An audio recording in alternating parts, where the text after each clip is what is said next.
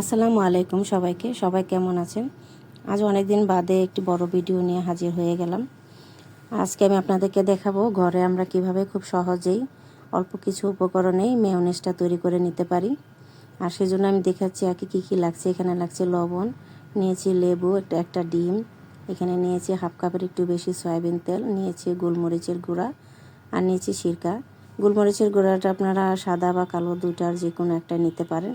আর ডিমটাকে অবশ্যই আধা ঘন্টা আগে ফ্রিজ থেকে বের করে নেবেন।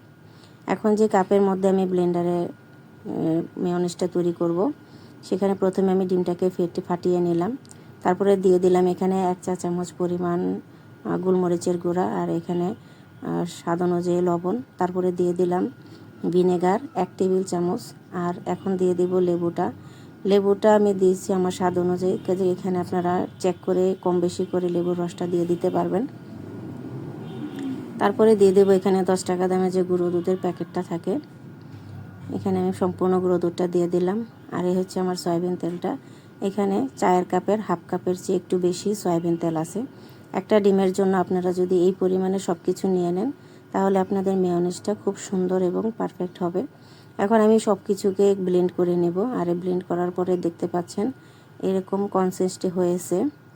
আপনারা চাইলে এভাবে এটাকে ব্যবহার করতে পারেন। তবে এখানে টক মিষ্টি স্বাদ আনার জন্য আমি এখানে চিনিটা ব্যবহার করব। এখন আপনারা চাইলে যারা চিনি ছাড়া খেতে চান এভাবেও খেতে পারবেন। এখন দিয়ে দিলাম 1 টেবিল চামচ পরিমাণ চিনি, এটাই দিয়ে ব্লেন্ড করে নিলাম। আমার তৈরি হয়ে গেল এখন মেয়োনেজ। আর এই মেয়োনেজটাকে আপনারা বিভিন্ন খাবারের সাথে এভাবেও ব্যবহার করতে পারবেন। আর এর সাথে আপনারা বিভিন্ন ফ্লেভার যুক্ত করেও করতে পারবেন। যেমন আছে এখানে গার্লিক ব্যবহার করলে বা রসুন ব্যবহার করলে এটা হয়ে যাবে গার্লিক সস।